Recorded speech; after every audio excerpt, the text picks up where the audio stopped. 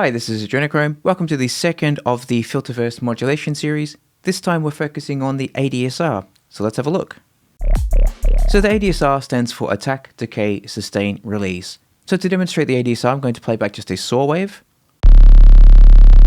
Let's just turn the output down. We're going to map the ADSR to the output, like so. I'll just turn velocity sensitivity down for the moment. I'll explain more on that later. Let's turn that down. And when I play it back, there is dead silence because it's waiting for something to trigger the ADSR, which will then trigger the output. I'm pressing the keys now, and you can hear the output in relationship to the ADSR. Now, the way in which that responds is determined by this curve of the ADSR. So longer attack times result in a slower sweep into the sound, into the maximum point. The maximum point as defined by the modulation depth that we've chosen here. The attack begins from the moment that we play a note. So I'm about to press a note now, and then attack begins. Once the attack reaches the maximum point as defined in the modulation depth, it then begins the decay stage. The decay stage is the time that it takes to drop from the maximum point down to the sustain level. Note that sustain is a value-based, whereas the other three, attack, decay, and release, are time-based. So if I play back a note, it will take 1.2 seconds to get to the maximum level, and then it will take 625 milliseconds to drop to the sustain level. Let's just increase the decay so you can hear that a bit more. There we go, dropping.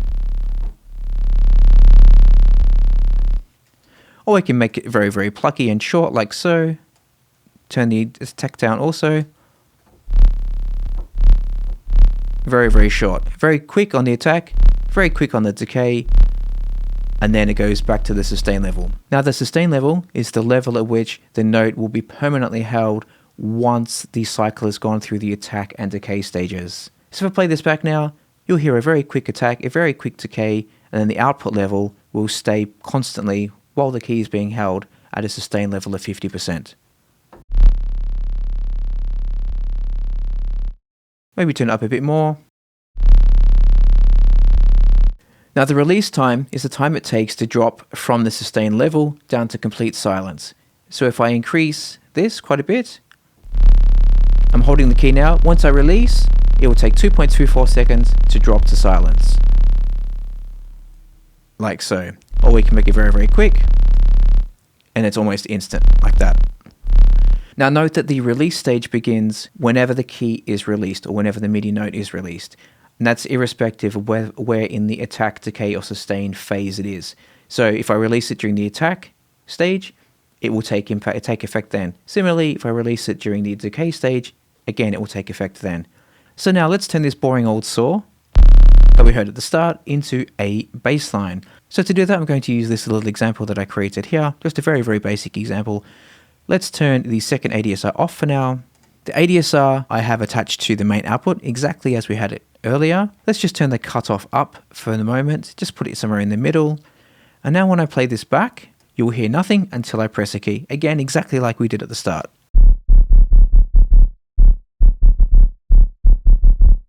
Like so. Let's now activate the MIDI and play this back.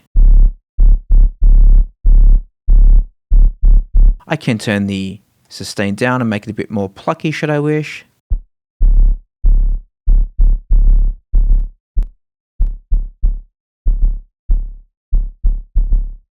Let's listen to a bit of kick.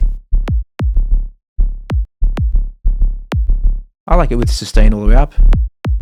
But let's give it a bit more movement. So to do that, let's turn back on the second ADSR curve that I had earlier. Again, I'm going to turn velocity sensitivity down. I'll get to that shortly. Let's turn it down to 0. Now this one is attached to the filter cutoff, and that's why I had the cutoff all the way down earlier. The ADSR now is triggering the cutoff whenever the same MIDI note is being held. We can maybe increase the attack so you can hear it sweep in. I think that sounds about right. Let's listen back with the kick and a bit of percussion to see if that's grooving well.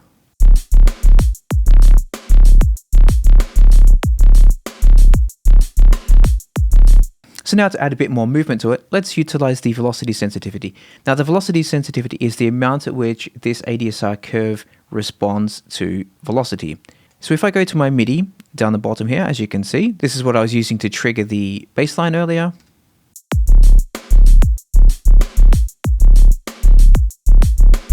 Let's use these MIDI velocity to, on the shorter notes, let's turn it up for this one, and then on the longer one, let's turn it down a bit.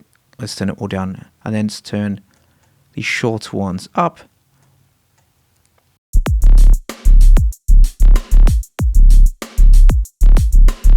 That's a bit maybe too extreme. Let's turn it down.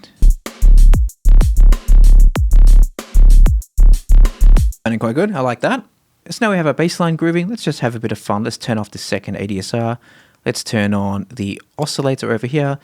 I'm not going to go into too much depth on the oscillator because that will come in the oscillator episode. Let's put it onto a square like so. Let's use the oscillator to modulate the cutoff. Not so much, around 16%. Let's add a second ADSR and we'll use that to control the depth of the oscillator.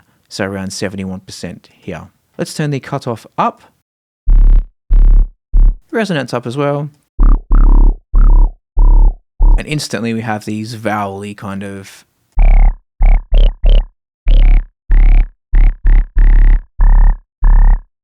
You can hear just how much the difference the attack makes on this.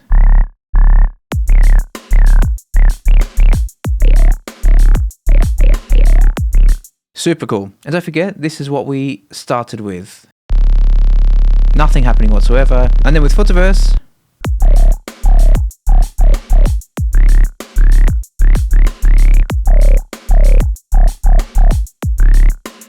super cool. So thanks for watching, and I'll be back next with the MIDI and CV module. See you then. Bye bye.